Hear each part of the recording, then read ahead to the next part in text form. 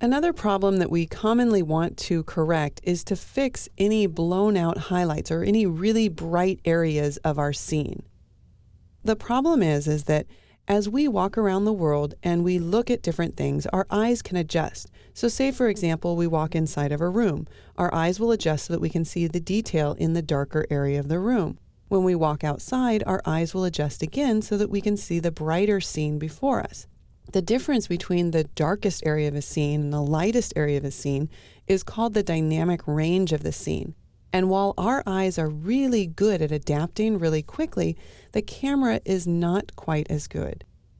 The camera can adapt in one way, and that is if you photograph in a very dimly lit room, you can change the ISO of the camera in order to make it more sensitive and kind of see the detail in the darker area.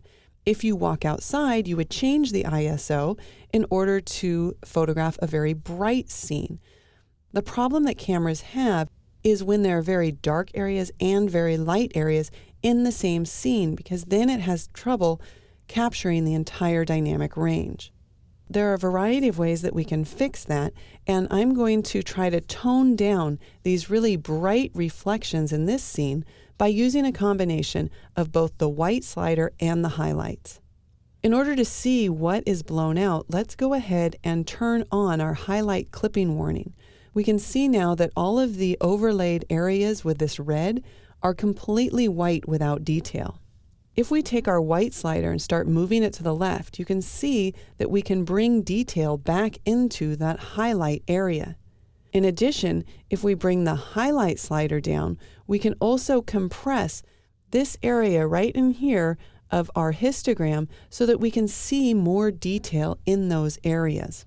I like to think of the white slider as where I'm going to set the very brightest value. So here you'll notice I don't actually have to go as far as I did. If we look at my histogram and we start looking at the image, you'll notice that pulling it back now that I've moved the highlights down really still doesn't blow out or clip any of my bright pixels to pure white.